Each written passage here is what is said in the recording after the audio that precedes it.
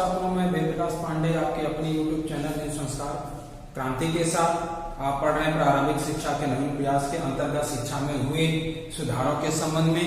अब तक हम जो पिछली वीडियो में आपने पढ़ा कोठारी आयोग के संबंध में, अब हम बात करते हैं राष्ट्रीय शिक्षा नीति 1986 के संबंध में, और आज ही बात होगी राष्ट्रीय संशोधित शिक्षा नीति 1992 के संबंध में। तो राष्ट्रीय शिक्षा नीति 1986 क्यों आया, इसकी पृष्ठभूमि क्या थी, इस संबंध में थोड़ा सा हम देख लेते हैं। जैसा कि आप जानते हैं कोठारी आयोग 1964 और 1966 में आया था। उसने सुझाव दिया कि ये चीजें होनी चाहिए। अब उसको लागू करने का प्रश्न उठा, तब तक राजनीतिक स्थितियां कुछ इस प्रकार से हो गई कि कभी भारतीय राष्ट्रीय कांग्रेस की सरकार, कभी जनता दल की सरकार, इस तरह से जो उठापटक हुई, परिणाम स्वरूप जो चीजें हैं इस शिक्षा में किसी प्रकार का कोई सुधार कार्य नहीं हो पाया। परिणाम स्वरूप जब 1985 में राजीव गांधी जी की सरकार आती है, तब उन्होंने शिक्षा के संबंध में कुछ नए सुधार करने का प्रयास किया और इस संबंध में उन्होंने राष्ट्रीय शिक्षा नीति 1986 को लागू करने का प्रयास किया। और जो राष्ट्रीय शिक्षा नीति 1986 थी उसके क्या सुझाव थे, हम उसको कुछ इस प्रकार से देखते हैं। तो आते हैं राष्ट्रीय शिक्षा नीति 86 के सुझावों के संबंध में। तो सबसे पहले इसका जो सुझाव था वह यह था 10+2+3 की शिक्षा व्यवस्था कायम हो। इन्होंने ये कहा कि जैसे कि पूर्व सभी समितियों ने कहा है कि हम 10+2+3 की शिक्षा व्यवस्था को लागू करना चाहते हैं और यह कारगर भी है, इसलिए ये जो व्यवस्था है लागू है। इसके बाद इन्होंने ये कहा कि जो प्राथमिक स्कूल है वह घर से या गांव से नजदीक हो या घर से नजदीक हो। जो प्राथमिक स्कूल हो वह नजदीक हो, जो प्राथमिक स्कूल हो वह घर से नजदीक हो, जिससे कि जो छोटे बच्चे हैं उनको विद्यालय पहुंचने में किसी प्रकार की कोई दिक्कत ना हो। इसके बाद इन्होंने ये कहा, तीसरा जो पॉइंट इन्होंने ये कहा कि बिना भेदभाव की शिक्षा व्यवस्था लागू की जाए। अर्थात जो भी शिक्षा लागू हो रही है, जिसके द्वारा दिया जा रहा है और जो ग्रहण कर रहा है, उसमें चाहे किसी प्रकार के कोई भी लोग हो, उसमें किसी प्रकार का कोई भेदभाव नहीं होना चाहिए। चाहे वह स्त्री हो, चाहे पुरुष हो, चाहे वह SC/ST वर्ग के लोग हों, OBC वर्ग के लोग हों या अदर कोई भी प्रॉब्लम हो, वह इसमें लागू हो।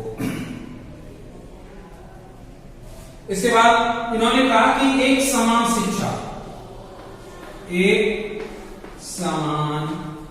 शिक्षा लागू हो। अर्थात कहीं पे भी हो, पूरे देश में या पूरे राज्य में एक समान शिक्षा लागू हो। इसके अलावा इन्होंने कहा कि स्वायत्त शासित संस्थाओं का अर्थात ऑटोनॉमस कॉलेज का जो है वह स्वायत्त शासित संस्थाओं की स्थापना होनी चाहिए।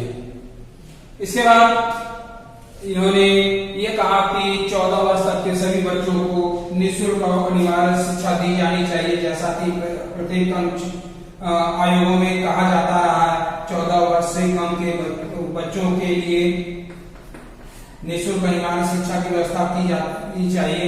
इसके बाद जैसा कि अदर आयोगों में कहा गया कि चाहे वह SC हो, चाहे ST हो, चाहे OBC हो, चाहे स्त्री हो, चाहे मुस्लिम हो,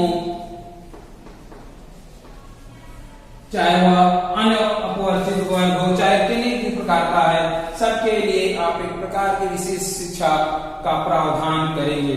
इसके बाद इन्होंने ये भी कहा कि शिक्षा पे जो धनराशि व्यय की जाएगी वह 6% व्यय होगा। इसके बाद इन्होंने ये भी कहा कि हम तकनीकी एवं प्रबंध शिक्षा को प्राथमिकता देते हैं या बल प्रदान करते हैं।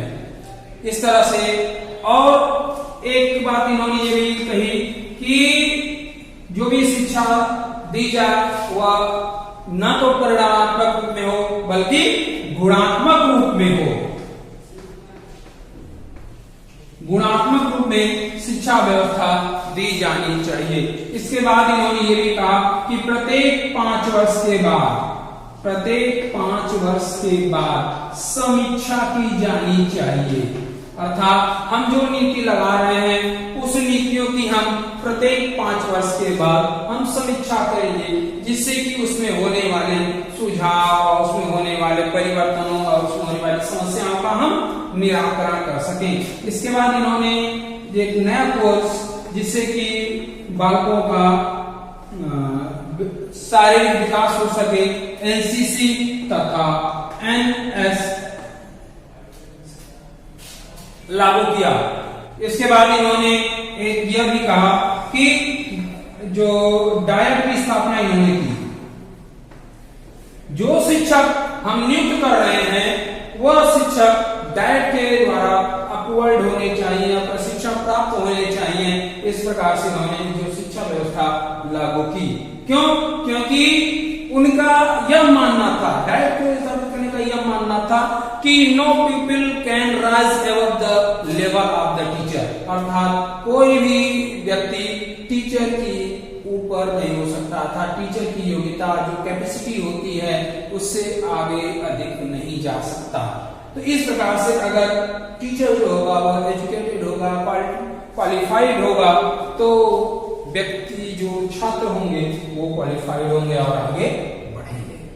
अब इसके बाद हम बात करते हैं राष्ट्रीय संशोधित शिक्षा नीति 1992। अब हम बात करते हैं राष्ट्रीय संशोधित शिक्षा नीति 1992 के संबंध में। तो इसको प्रोग्राम ऑफ एक्शन भी कहा जाता है। प्रोग्राम ऑफ एक्शन 1992 भी कहा जाता है।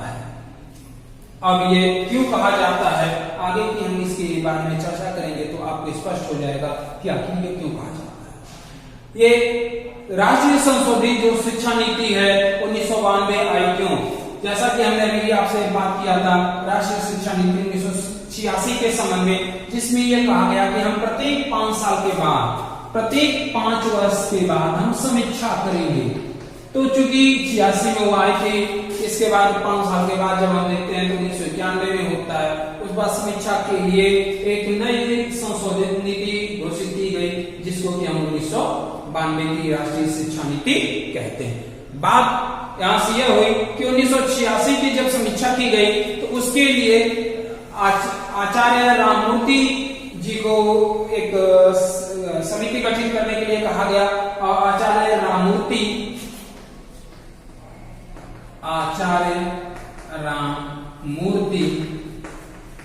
ने एक समिति गठित की और इसके बाद इन्होंने आंध्र प्रदेश के जो मुख्यमंत्री थे एन जनार्दन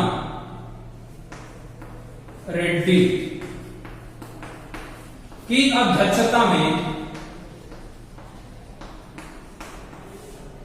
इन्होंने, जो आचार्य राममूर्ति जी ने एन जनार्दन रेड्डी जो आंध्र प्रदेश के मुख्यमंत्री थे की अध्यक्षता में अपनी जो रिपोर्ट थी वो प्रस्तुत की। और रिपोर्ट प्रस्तुत करने का जो दिन था वह 22 जनवरी 1992 था। और उन्होंने राष्ट्रीय शिक्षा नीति 1986 की कमी और उनकी विशेषताओं के ऊपर रिपोर्ट प्रस्तुत करते हुए इन्होंने अपनी रिपोर्ट प्रस्तुत की। परिणाम स्वरूप तत्कालीन प्राइम मिनिस्टर साहब ने इन्होंने कहा कि अब इस रिपोर्ट के आधार पर हम राष्ट्रीय संशोधित शिक्षा नीति 1992 घोषित करते हैं। और राष्ट्रीय शिक्षा नीति 1992 के जो समिति के अध्यक्ष थे उनका नाम था कृष्णस्वामी कस्तूरीरंगन। कृष्णस्वामी कस्तूरीरंगन। इस प्रकार से ये पृष्ठभूमि आप देख लिए कि राष्ट्रीय संशोधित शिक्षा नीति 1986 की पृष्ठभूमि क्या थी। अब हम 1992 के राष्ट्रीय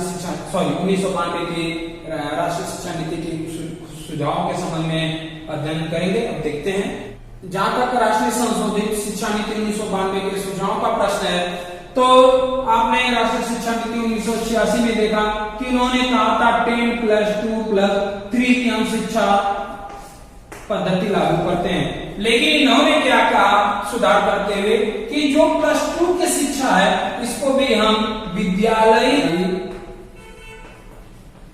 शिक्षा के रूप में देखते हैं,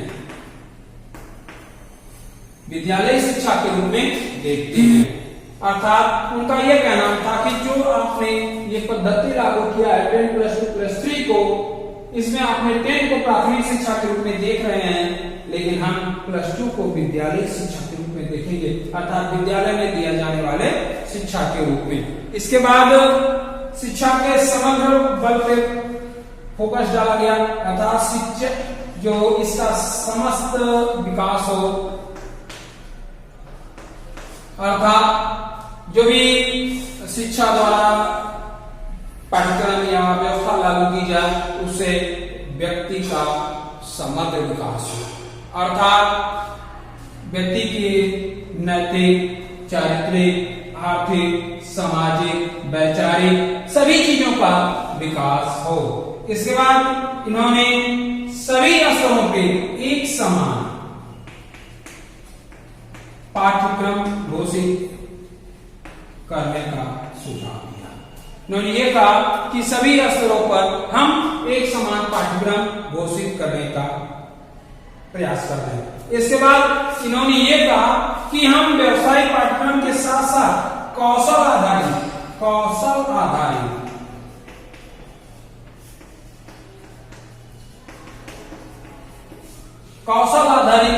जो पाठ्यक्रम है या जो विषय है या जो शिक्षा है उसको लागू करने के पक्ष में है।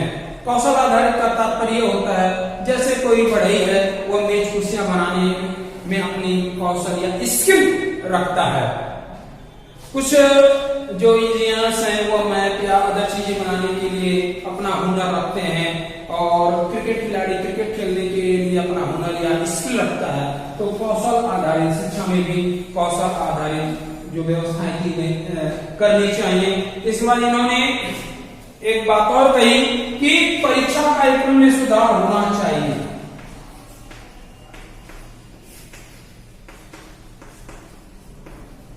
परीक्षा कार्यक्रम में सुधार होना चाहिए, अर्थात परीक्षा का जो एक बहुत विराट रूप है, व्यापक रूप है, जिससे बच्चों के अंदर निराशा की भावना एक एग्जाम फोबिया के रूप में सामने आ रहा है, उसको दूर करने का प्रयास किया जाना चाहिए। इस बार इन्होंने भी जो रक्षा शिक्षा पे व्यय है उसको इन्होंने भी 6% कहा कि हम जो 6% का शिक्षा पे व्यय करेंगे और उसको खर्च करने का प्रयास करेंगे। इसके बाद और भी बहुत सारे जो कॉमन पॉइंट्स हैं जो लगभग सभी आयोगों में या कमीशन में या समितियों में कही गई कि हम इस स्त्री शिक्षा पे विशेष बल देते हैं, प्रौढ़ों की शिक्षा पे बल देने का प्रयास कर रहे हैं, SC ST OBC या अपवंचित वर्ग के लोगों को भी हम अलग से प्रयास करने का, प्रतिभाशाली जो व्यक्ति होंगे उनको हम